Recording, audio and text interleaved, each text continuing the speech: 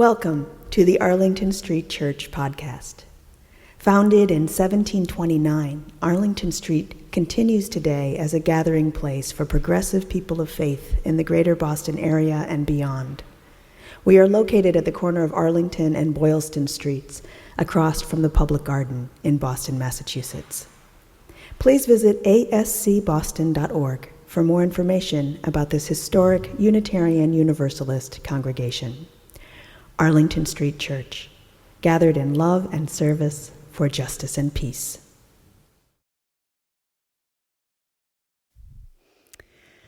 Before the pandemic, a bunch of my minister friends got together and formed a book club. I amuse myself thinking of what kinds of texts the average person might guess a group of ministers gets together to study. The Bible, some classic and deep work of theology. Nah, it's an apocalypse book club, as in stories about the destruction of the world, which kind of is biblical, but friends invited me to join, and I shivered at the thought. I replied. I don't want to spend my free time reading about major global catastrophes. It is depressing and scary enough with our own destruction and impending disasters out there. I would rather escape into more uplifting fiction. And this before the pandemic, mind you. Maybe you've felt similarly. But over time, they changed my mind. That is exactly why we have this book group, they responded. Because the world is being destroyed and there are impending disasters, and we're scared. Reading post-apocalyptic and dystopian fiction offers an escape from denial. It gives us a chance to face the undercurrent of anxiety and despair that we might feel about what is already happening and what may be to come. And to do it within the safety net of fiction. When we talk about this fictional world, we have a safer vantage point, and our imaginations can be sparked. And most importantly, it gives us a way, sometimes a fun way, to imagine our own solutions to the problems that characters are facing. This makes a lot of sense to me. The author James Baldwin said, "Not everything that is faced can be changed, but nothing can be changed until it is faced." Solutions and hope can only come when we are willing to engage and to imagine. We know that we are at a turning point in our own story, and the massive disruption that the COVID pandemic has caused gives us opportunity to imagine and enact a different future. So my question is, what does that future that we hope for really look like? There's a particular genre of this kind of fiction that has been speaking to me, which doesn't just dwell on the destroyed world or the suffering society. These stories imagine how humans might not just survive perilous times, but thrive. These works of speculative fiction offer us a vision of the world as it could be. They effectively say, change is coming, but we can make it through. Another world is possible. Here are two examples. Emily St. John Mandel's 2014 novel, Station 11, enters us into a post-apocalyptic world with a pandemic nonetheless, where surviving humans live in small, isolated settlements. Our protagonists, though, are in, of all things, a touring symphony. They travel from settlement to settlement, performing things like orchestral music and Shakespeare plays. In the wake of global tragedy, when scrappy survivors eke out a living, this group that is more like a family reminds them what they are living for. Their motto is, because survival is insufficient. I've also been inspired by an earlier work from the 90s that I'm rereading right now called The Fifth Sacred Thing. It's by the neo-pagan author Starhawk. It can also help us see what's possible in the wake of destruction. After a global societal collapse, one community remakes their world into a kind of hippie ecotopia in the San Francisco area, because, of course, in the San Francisco area, the streets have been ripped up and turned into gardens. Food and clean water is available to everyone, and no one lacks medical care. And the city's defense council consists primarily of 9 elderly women who listen and dream. When a fundamentalist, totalitarian force tries to invade and sack their resources, its residents refuse to use violence and refuse to give up their vision of a just and cooperative world. Instead, they each say to the soldiers, "There is a place for you set at our table, if you will choose to join us." In religious terms, this is the work of prophets. In Christianity, for example, the kingdom of God or the kingdom of heaven has evoked a vision of a peaceful, loving world that we may strive for. In a way, a kind of heaven on earth. Prophets have cried wake-up calls, warning people of what could happen if they don't change their destructive ways. But they also call out what could be possible and how beautiful the world could be. Like the prophet Isaiah, who's also sacred in Judaism, describes a future where swords shall be turned into plowshares and spears into pruning hooks, where nations will no longer study war. This is a kind of radical imagination. In their book on radical imagination, Alex Kusnabish and Max Haven describe the concept this way.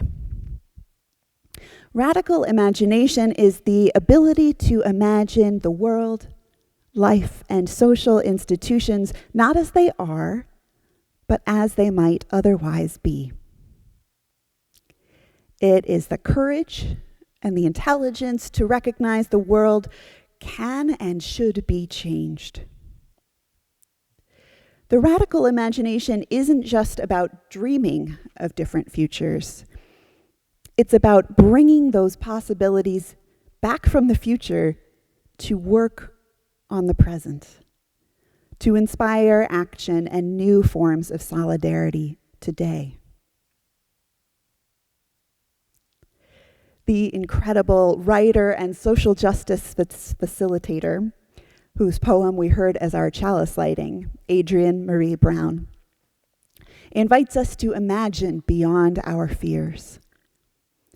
She writes, "We must imagine new worlds that transition ideologies and norms, so that no one sees Black people as murderers or brown people as terrorists and aliens, but all of us as potential cultural and economic innovators.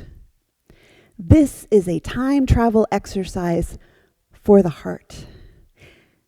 This is collaborative ideation. What are the ideas that will liberate all of us? Science fiction and speculative fiction, then, are simply ways to practice the future together. Whenever we try and envision a world without war, without violence, a cooperative world, we are engaging in speculative fiction. And this is one of the things that we do together in spiritual communities. We practice futures together, practice justice together, living into new stories. It is our right and our responsibility to create a new world. In my family, the way that we practiced envisioning new worlds was through the television show Star Trek. I quite literally only exist because of Star Trek. My parents met at Star Trek conventions in the 70s because they both wrote fan fiction about Star Trek characters. They're on this call, you can ask them about it. Our family was fully immersed in this world, its quotes, its characters, its jokes, and its idea of a better future. Here's a small example that I've been given permission to tell. When I, as a rabbinical student, started attending Unitarian Universalist services here at Arlington Street, my mother had an understandably tough time wrapping her head around it. I'd call her on Sunday afternoons and say, "Oh, I'm driving home from church," to hear, "You're driving home from where? You're going to church?" My response of, "It's not that kind of church," did little to reassure her. She finally came to a service with me here on a Sunday when she was in town to see me sing with the choir. I went over to her after the service and asked with some trepidation, "So what'd you think?" She smiled at me with some relief and said, "It's IDIC. I get it now." IDIC, IDIC, is an acronym for Infinite Diversity in Infinite Combinations. It's unsurprisingly a Star Trek thing. Infinite diversity in infinite combinations is the basis of Vulcan philosophy, and a concept that has been an important theme in my mother's own writing. In attending a UU service here, my mother saw a real-life human community living out these things that she knew as Vulcan values, celebrating the differences between us, being open to learning from many truths in the universe.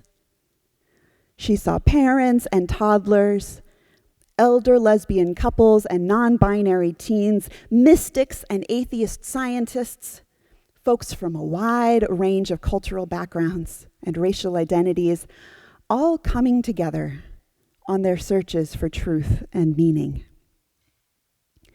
After that day, I got no more grief for going to church, and she liked to start coming with me. This isn't an accident or an unintended consequence or side effect of Star Trek. It is a work of radical imagination, and it was meant to be a way of exploring ideas that can liberate all of us.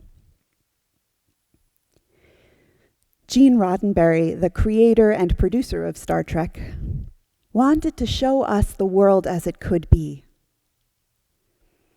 In the turbulent time of the late 1960s, Roddenberry was helping us see what could be beyond the edge of our imaginations. He showed us a possibility of a future when we've moved past war and greed, where neighbors are united in a federation of planets, where different races and species serve together as a crew, as family. Roddenberry described it this way.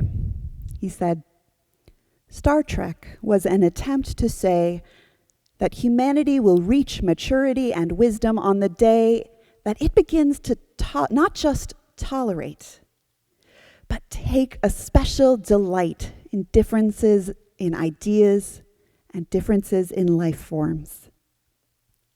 If humanity is to survive," he said, "we will have learned to take a delight in the essential differences between people and between cultures. We will learn that differences in ideas and attitudes are a delight, part of life's exciting variety, not something to fear." Sounds like what we hope for out of Unitarian Universalism to me. So, my friends, the hurting world and the impending future need us to awaken our imaginations. What is it that sparks your imagination? What helps you imagine what could be possible? Is it a sacred text expressing a hope for a peaceful world? A work of fiction that gives you a safety net to imagine new solutions to our challenges? Is it the words of a visionary or human prophet who helps us move boldly toward a more just world? The radical imagination is not just about dreaming of different futures. It's about bringing those possibilities back from the future to work on in the present, to inspire action and new forms of solidarity today. Change is coming, but we can make it through. Another world is possible. There is abundance so long as we can imagine it. And together, we can build a new way. So may it be.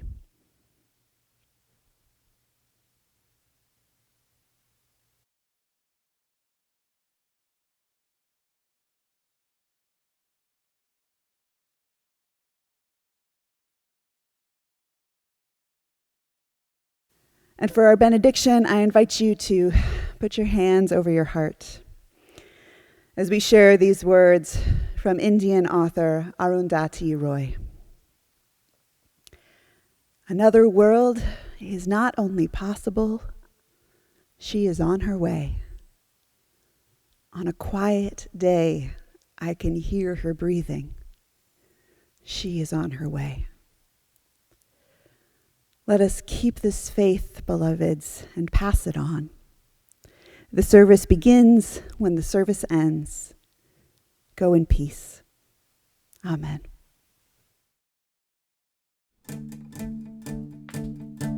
Where you go, I will go, beloved. Where you go, I will go. Where you go, I will go, beloved. Where you go, I will go. For your people are my people. Your people are mine. Your people are my people. Your divine, my divine.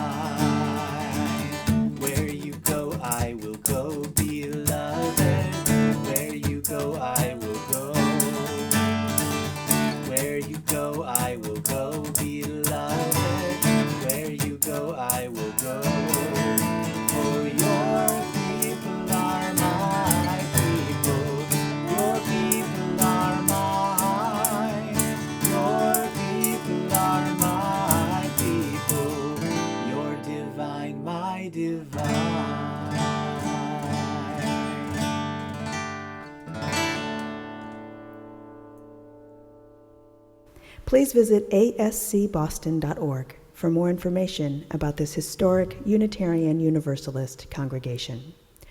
Arlington Street Church, gathered in love and service for justice and peace.